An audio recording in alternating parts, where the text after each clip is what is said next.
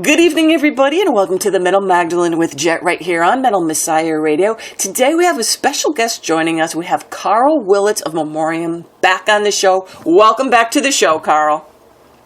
Hi there, Jet. How you doing? It's good to be speaking to you once more.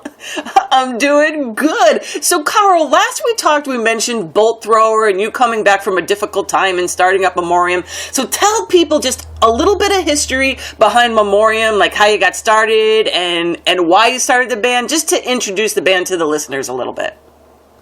Okay, I won't go into too much detail because I could be here all night. But in a nutshell, the drummer from Bolt Thrower died in September 2015, and that kind of put all the plans for what Bolt Thrower was doing into hiatus. We decided that really we couldn't go forward from that point. So, I was kind of in a position where I didn't really know what to do, and contemplated what I was going to do the rest of my life. When you are in that position and you lose someone close, it does make you take stock of your life, and it makes you realise that life is too short, and you have to achieve the things that you want to achieve by getting off your backside and doing it yourself. If you sit around waiting for other people to knock on your door or ask you questions or come along and hand some stuff to you on a plate, that's just never going to happen. So I sat down and really thought, well, what do I want to do? And I said, being in a band and making music is, central to my identity. It's who I am as a person. And I knew that was something that I really wanted to carry on doing. And I knew automatically that I've always wanted to play in a band with Whale, the former Bolt Thrower drummer, and my friend Frank Healy, who was in Benediction and Sacrilege and a few other bands. So it was just an opportunity really to get together and have some fun with some friends. And really that's where the idea came from, was to stop feeling miserable and full of self-doubt and misery, and to generate something positive out of the negativity that I was feeling and move forward with my life. And really that's what Memoriam was all about and still is today. And we very much got together just to get some in the rehearsal room to create a bit of joy, to start making some music. Originally we were just going to do some cover songs, but it pretty soon changed once we got Scott Fairfax into the band, the guitarist. He came along with some riffs, a mountain of $1 million riffs that he's got stashed away on his hard drive, and pretty soon the cover band idea went out the window, and we started to write some new, fresh material, which was fantastic. It was a real joy to do that. It's been a long time since I've actually sat down and written any new material. I think the last songs that I wrote were back in 2004 to 2005, on the last Bolt Thrower album. So it was brilliant to be in that position where we were creatively writing new material. And it's just all grown from there. So the band first got together early 2016, and so that's, less than 18 months ago, really. And it's all just gone really, really fast. It's grown at a massively fast pace. It has, and listen, Karl, you guys released that 7-inch talking about this fast-paced, right? And the ball just started rolling like freaking crazy. It's like, oh, you started, you did the 7-inch, the ball starts rolling, you guys are out playing live. And when did you get picked up by Nuclear Blast?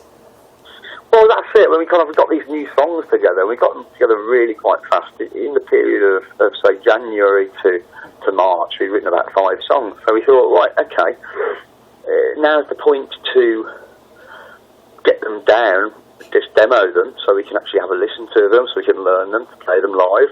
And so we went to the studio, Hellfire Studios, which is not far from where we live. And we knocked down these 5 songs in 2-3 days. And we took them home, had a listen to them. We thought, well, they're pretty good. Let's let the world hear them. By then we were kind of generating a bit of a buzz. People were starting to know what we were doing a band, and people were interested in what we were hearing and hearing what we were doing. So we thought, yeah, okay, let's put it out as a 7-inch, just a limited edition 7-inch, and see how it goes. And that Hellfire demo 1 7-inch sold out in about 6 weeks. about 2,000 copies, which was amazing. And that's when Nuclear Blast stepped into the equation. We've known the guys at Nuclear Blast for 20, 30 years, since their inception, since Marcus was running the record label in his bedroom, in his flat. And we've seen how it's grown over the years, and Frank's always had a connection through Benediction with Nuclear Blast, being signed to them, and he knew that they were interested in getting involved with us, and they just made us an offer that we couldn't refuse, really. And since they got involved, it's just grown at an alarming pace. It's like an avalanche. And the speed that it's developed. We did a handful of shows throughout last summer before we went into the studio, back to Hellfire Studios again, to record the full album, which we did in September or October last year, 2016. And the actual response we've been getting has been just 100% positive and amazing. And we are now at this point where the album is going to be released in approximately 4 days from now. So it's amazing to be in that position, and we're very pleased and honoured to be there. And what about all this crazy press that you guys been getting? I mean, Terrorizer on the cover, Metal Hammer, all these people. I mean, what's it like? Do you feel like a rock star, Karl? It's amazing. It's amazing because I've been involved in music for 30 years. I never had a sniff of it with the former band I was in. So, to get all this press and media attention in such a small space of time, it just feels like we've achieved so much more in this last 18 months than possibly in the past 30 years, in a way. It's brilliant. Yeah, it's kind of like, it's life affirming. It's all been very, very positive, and we've got involved with lots of people that we've lost touch with over the years, and reignited old friendships with people, and actually it's all been a fantastic experience all round, and we're very, very pleased to be in this position. So was it fun for you guys all getting together to write this full-length album, and how did you all go about writing these songs? Well, yeah, we've kind of embraced the wonders of modern technology. It's a very, very different song-writing process that we use now from the past. I mean, in the past it was pretty much you go to the rehearsal room, you jam out a few riffs, and you develop a song there, and you maybe record it on cassette tape or something like that, and then go away and listen to it. But these days, Scott's got all these songs, these riffs that he's written, stored on his PC, and he fires them over to us on MP3, and then Frank is really good at structuring songs, so from those riffs, Frank usually comes up with the bridge sections, the joining sections, and the starts and the finishes, and then Whale has a listen, and then he adds his signature drum tune to it, his drum style of playing. So almost before we even set foot in the rehearsal room, we've got a song pretty much together before we even get there. So that's why they're coming together at such a fast pace. The songs for the album really, really flew together really well, really, really quickly. And even now, we're in the process of writing new material for the next album as well. My goodness.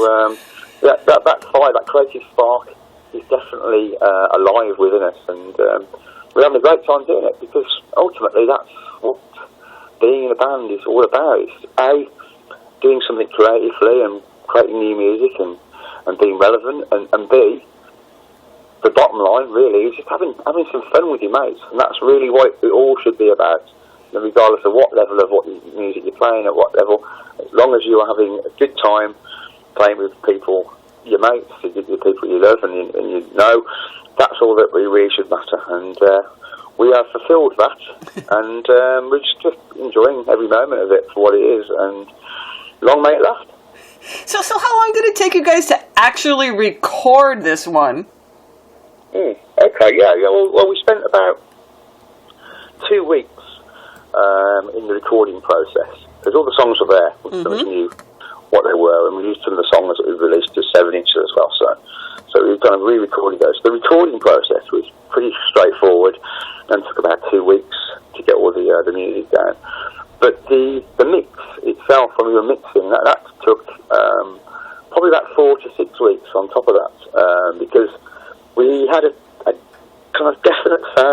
trying to achieve, and we couldn't quite get it. We knew what we wanted in our head.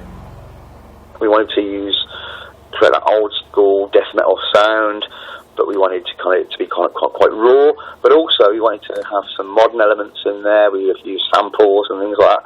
So to get that balance was quite difficult. And so there's a lot of scrapping it, putting it all back down to zero, and starting again from scratch. But we got there in the end. I think a lot of hard work was put into it by Adji as well, the guy that produced it over at Hellfire. All credit to him. He put a lot of work into it, and we're really, really pleased with the way that it all came together in the end. And that's that extra work that we put into mixing it really has paid off and created the album that it is. So tell us a little bit about the title name and the lyrical content and what you drew your inspirations from when writing them. Yeah, okay, that's a good question. So the album title, For the Fallen, is basically a poem by Alfred Tennyson. It's a First World War poem. So the anthemic theme of war that is something that has been throughout my musical history. It is pretty central to the lyrics on this album. They are what they are, and that's how I write my songs, and it always will be. But I think on this new album, I'm a little bit older, and so therefore I've drawn from my direct experiences in life, maybe a lot more than I have done in the past. So there is direct reference to the experiences that I've had most recently, feelings of grief and loss and sorrow. They are themes that run throughout the album For the Fallen on many of the songs. But also there's quite an overt kind of political content in the songs. I'm quite of the opinion now that I'm quite prepared to stand up and say how I feel about the world that we live in, maybe more clearer and more upfront than I have been in the past. And I think that just comes from age, really. I think that I don't really care what other people think about what I feel. I'm quite prepared to stand up and say how I think about issues that directly affect me. By that I mean issues such as the rise of Donald Trump in your lovely country, and the issues of Brexit that are festering within the UK as well. All these issues have directly influenced the lyrical content on the album, and there's a couple of songs that directly relate to that, such as Corrupted System and Reduced to Zero. So I'm very pleased and quite proud of the way the lyrics have come together. There's one particular song that I'm very proud of called Last Words, which is the last song on the album, which features my all-time heroine, Linda Tam Simpson, who was the vocalist with a band called Sacrilege, who are a major influence on me throughout my life, and she appears at the end of that song doing a bit of a spoken word. And that song in particular is written in the form of a letter, which is something I've never approached the song that way before. So it's constructed in the form of letter, then action, then letter, then action. It goes back and forth through that. And it's quite a big, epic song storytelling, really. And so I've really enjoyed getting back into that creative process of writing lyrics and expressing myself possibly the best way that I know how. The whole album really has been quite a cathartic experience, really, to express my feelings about Martin and the world we live in the best way I possibly can. And now what about musically, Karl? What can people expect when they listen to this album? Well, I think that people won't be disappointed. There's always going to be the references to Volterra and to Benediction, because that's who we are as people. There's Andrew Well, who plays his drums in the style even more stronger than he was back in the day, and he was the guy that wrote the drums on the more famous Volterra albums. And there's always me with my vocal delivery and style of enunciation. There's always going to be those direct references to the past. And so we are proud of that tradition, and heritage that we come from. However, we have tried to move away from that to a certain extent, because we were quite aware that it'd be very easy to churn out a Bolter Mark II or Benediction Mark II album, and so we were very aware that we wanted to step away from that direct relation, and we formed our own identity through Memoriam. There's a very different dynamic to the music we're playing with Memoriam. We're a four-piece, which changes the way that we sound. We're using a lot of samples in the music as well, which changes the dynamics of what we do. And all in all, I think that we're not working to any set formulas that maybe we had done in the past. The creative drawing board is wide open, so there's lots of different styles on the album. There's a few slower sounding songs, there's some more up-tempo, old-school death metal sounding songs, and then there's a couple of more kind of hardcore punk kind of sounding songs on there. So we're using lots of different tones and textures to express ourselves. I think a lot of that comes from the influence of Scott as well. Scott Fairfax, the guitarist, he is comes from a different sphere of influence. He's 10, 12 years younger than us, something like that. And so his influences are slightly different, and I think his influence is more kind of like the American style of death metal, and he brings that more technical edge and style of playing along to the music that we're creating. So yeah, it's a very exciting time, and we're really enjoying what we're doing, and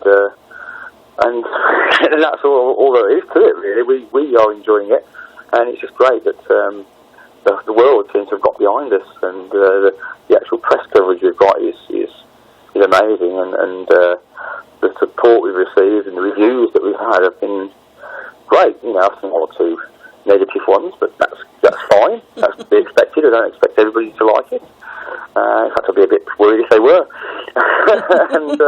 But yeah, it's great to get that response, and we're very pleased about that. So what kind of formats is it going to be released on? Are you going to have like vinyl and CD and all that stuff? Well, it's released through Nuclear Blast Records, so it's going to be released on every goddamn format that's being released. It's going to be released on cassette tape. It's going to be released on 8-track, probably. It's going to be released on about 26 different coloured vinyls, CDs, digipacks. The works. They know what they're doing with Nuclear Blast. They're very good at marketing product, and that's what they're good at, and we're very glad to be part of that family of Nuclear Blast. They are incredibly enthusiastic and positive in their support for what we do. In fact, I've never been involved in a record label that's been so 100% behind what we're doing, and it's just great to be involved with that. And yep, they will be marketing that and putting it out on every single format that you can possibly think of. And what do you guys have coming up for some of the shows this year that you're doing? Right, yeah, well, we're currently in the rehearsal rooms, practicing, getting ready to do our live schedule, which starts on April the 1st, April Fool's Day, up in Scotland with a band that are good friends of us called Autopsy. Mm-hmm. So, Lords of the Land Festival. So we're looking forward to that intensely. It's going to be great. It's fun to catch up with Chris and the lads, Chris, Danny and Eric and the boys, and they're good friends of mine, and looking forward to that. But yeah, we've got about, so far, booked into the schedule, we have about 15 festival shows lined up. Wow. Throughout summer, which is going to keep us quite busy. That's from April till about September time, so it's virtually every other weekend, which is great. It's fantastic. That's what it's all about. It's just getting out there and playing live and just having a good time, which is just great fun to do that. And then following that, we're hoping to aim to get back in the studio again and follow up the debut by recording the next album in maybe October, November of this year as well, and hopefully get that out around the same time next year, follow up the momentum that we built with this album. The only thing that slightly concerns me is the amount of 8s, 9s and 10s out of 10 that this album has received in doesn't really give us much room for manoeuvre for the next album, to be perfectly honest. It's quite concerning. We've got to try and somehow top that. Yeah. So, I'm sure you'll be fine. we're confident in our ability to be able to do that. Yeah, definitely. This is just early days, and we're still building, and it's growing in strength day by day, and it's amazing. It's amazing. So it sounds like you're going to be pretty busy this year. Yes, but unfortunately no shows in America this year, which is disappointing, because we were hoping to get over the little pond and do some shows over there, but we haven't had any real firm offers yet. So maybe next year, 2018, will be the year where we get on that plane and come over and do a few shows stateside, which we're looking forward to, because it'd be great to get back out there and play to you guys, because we know there's a lot of support for what we're doing over there, and we appreciate that. Thank you very much, people. So For the Fallen is out on Nuclear Blast Records, and you can learn more about Memoriam on their website, www.memoriamam.uk.com/, as well as their Facebook page. And Karl, as always, thank you so much for being with us tonight, and all the best for you and the band. Thank you very much, Jet. It's always a pleasure to talk to you, and stay in touch, and hopefully we'll speak again soon.